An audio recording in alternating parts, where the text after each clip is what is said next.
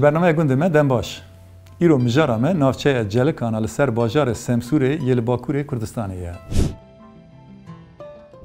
جلکان کومیشیر آنگو چهلکان. یک جنافچه لسر باجار سمسوره دناف پارزگاه ها تولهلدان ده لحرم برفراده یه. پارزگاه ها تولهلدان جگرگم سمسور ملتی اوهن نافچه وان پیکته. نفوس جلکان لگور سال 2022 ج 14858 کسان پیکته.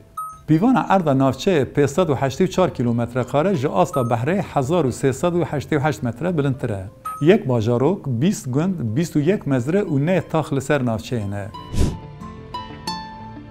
ناو جلکان یه هری کون کومیشیره. ناو انوک پاخنیک و پرخجی ده پیواجویا دیرو که ده هاتنه بکارانین. جلکان ناو عشیره که کرده کو ج آگر یک کوچی هرمه کرنه. ده همان دمه ده اندام عشیره حتانی رحا، دیلوک، گرگم و آناتولیا ناوی جی بلاو بونه. کومیشیر جی پشتی سردما کوماره ناو چلکان لحاتیه کرن.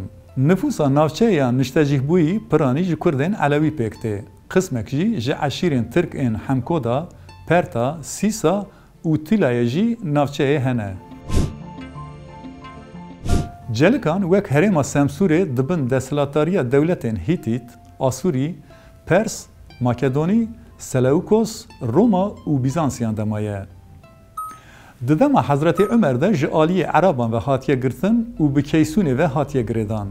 قلا کیسونه خاچین کنتنشینای رهای بو. هرچندی ده سال 949 ده جالی بیزانسیان و هاتیه گرتن جی پشتی جنگا ملازگریا ده سال 1071 ده هرما جلکان تاوی ایالتین ملتی و سمسوره کتن دست سلچوکیان. ده سال 1391 و 1389 ده عثمانیان دبن فرمانداری یلدرم بیازید ده اف هرم جبگین مملوک گرتنه. لی پشتی چند سالان هرم کتیه بن دستلاتاری ارتشا تیموریان. دداوی شر قوچی ساره ده سال 1516 ده دما دولقادر اغلی تبلی امپراتوری عثمانی دبه هرم جالی یو سلطان سلیم به داخلی آخا عثمانیان بویه. هرم جلکان یا ایروین پشتی فرمان تنظیمات یا سال 1839 ده انجام رفورم دادوری، لشکری و سیویل ده گریدای پارزگاه ها مامورات العزیز بکو ناوند و خارپته. ده سال 1864 ده برزگنامه آواکرنا پارزگاه هم بناو اورتاکوی مدیریت که جیر نافچه‌ای هات آواکرن کو کادین مزن بون نافچه و کادین پجوک بون مدیریتن جیر نافچه‌یان. پشتی وی تاریخ لنافچه آرگه یا ملتیه کو ترک جیره آقچاداغ دبیجن جی گرد. جلکان کو حتی سال 1927 گریدای آرگه بو دناوبر سال 1927 و 31 ده گریدای مدیریت ناحیه یا کوچالی بو.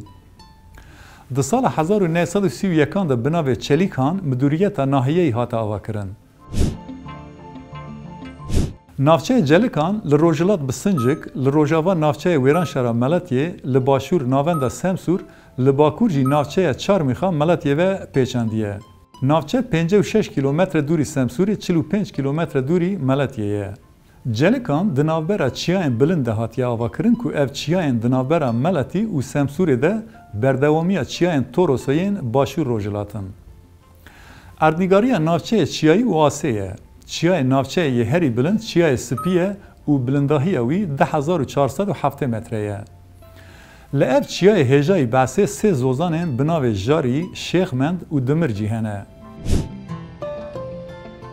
چمن هری گرینگ ال نافچه چم بولام، رجب و عبدالخرابن. لسر چم عبدالخراب بنداو هاتیه چیکرن. چم رجب کوکه گان درجی تزانین به تولیبون آوا سپید هرکه ناو اردنگاری سمسوره.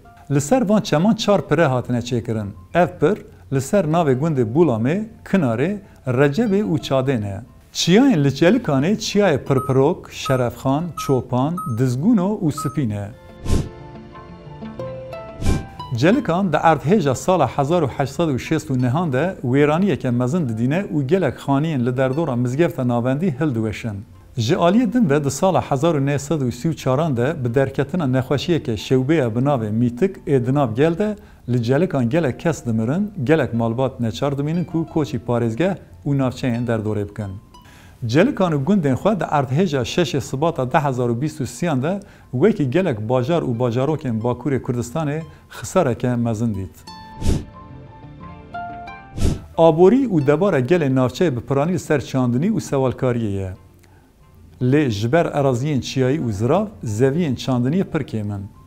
لناوچه بگشتی 44,200 دکار قادا چاندنیه هیه. جوه میکتاره 30,000 دکار تتون، 3,000 دکار دهل، 1,600 فیکی، 3,800 رز و 500 دکار جیز زبشتینه چاندن. دناو نباتین باغچه شیمبویی ده مرف دکاره فیکین وکی سیو، هرمی، قرسی، شقوق، بعیو، گوز و هر وکیدن به هجمیره. وکیدن ده چارچوبه پروژه حوزه جبو تشویق کرنا چاندنیه ده ده سال 1999 ده 150,000 کوکن ترین امریکی، 9,000 فستق، گریاس آنگو قرسی، سیب، بعیب و زیتونان 10,000 شتلین گوزه ده سال 10,000 ده بلاف کرن. هرچندی لناوچه لگوری بره کمبونک هبجی مالباتن کو به قسمن بجی دبارا خواه به سوالکاری دکن هنه. تی دیتن کو به تایبتی لگوندن چیایی ناوچه لحرمن کو دستور نادن چاندنیه خودی کرنا دوارن بچوک انوه که پز و بزنان زیده یه. لگل و لناوچه سوالکاری و شیرانی کرن جی تی کرن. دوان سالن داویده به پشکریه وقفه آلیکاری و پشتوانی جواکی گرینگیه که تایبت لچاندنیه چیلکن شیر و دوان دمن داویده جی چاندنیه گریاسان هاتیه داین. جبلی دوار و پس دوار میشوانیه دجی پیشکتنه که بربچاف تیدیتن. لناوچه هجی 6,000 هیلین زانستی چارچوبکری هنه. جوان کوارن هنگف 15 کیلو برهمان ناوی تی بدست خستن. لگوری نفوسا ناوچه اب رژه که کو نای پچوک خستن. هر وها هنگوه کو تی هلبراندن جهیلا فلورای و دولمنده کالیته زیدد که و هنگوه کو تی بدست خستن ده بازار ده قیمت دگره. به مناسبت هر سال ناوچه با آوه کی ریکو پیک ججنا هنگوین تیل دار خستن و ده داناسین ناوچه ده روله که خویا مزند لیزه. لجلکانه گلک جین سرلدان هنه کو هجایی بحثینه. کانیا بگان لروژ آوه ناوچه لکیلکا ری لپنجمین کیلومتر ریا جلکان و سمسوریه. آوا زربانه لناوند باجارو که بولام یکو ترک جیره پنار باشیده بیجن. تایبەتمەندیە wê herî balkêş efsanebûna wê seyrangeh û serdana dawiya hefteyê ji ber ciyên sar û siya avê ye. Di heman demê de li gund tirba zerbanê jî heye ku çîroka wê têkildarî qîzikeke xêrxwaz e. Kaniya Hafşerî li nêzîgê taxa goma ortêya bajarokê Bulamê ye. Rêya ketina qada seyrangehê û pîknîkê mestanê di vir de derbas dibe. Ev kanî çavkaniya serekeya çemê Bulamê ye. Ji ber ava sar û darên birîyên li derdora wê ciyê bênvedanê ye. Mestan ciyê seyrangeh û pîknîkê ku li nêzîgê taxa balıkbûrniya bajarokê Bulamê li qiraxê çemê Bulamê ye. Ev der ciyekî îdal e ji bo pîknîk, bênvedan û çalakiyên sporê. Devereke fireh û mêrgî bi darên bî û bizûyan kevnar pêçandiye. Çemê Recebê ji aliyê kinarê ve tê di gundê Recebê de derbas dibe herêma Kolkê. Taybetmendiya vî çemî ew e ku di nav çiyayên de ye û ji bo masîgirtin û avjeniyê ciyekî guncan e. Ji bilî vê ji ber ku li derdora kaniyên sar hene her beşek wê ji bo pîknîkê guncan e. Bendava Ebdilxirabê taybetmendiya herî girîng avê bendava ku 2 kilometre li bakurê navçeyê ye ev e ku ava rêtinê li ser tune ye. Ava wê pir paqij e. Ji bo masîvaniyê ciyekê guncav e. Li ser bendavê jî tesîsên masiyên pelsor hene. Ji bo avjeniyê jîngehek pir xweş e. Giravên avjen ku li herêmê binav û dengin li ser vê bendavê ne û bi dîtibariya xwe balê dikişînin ser xwe.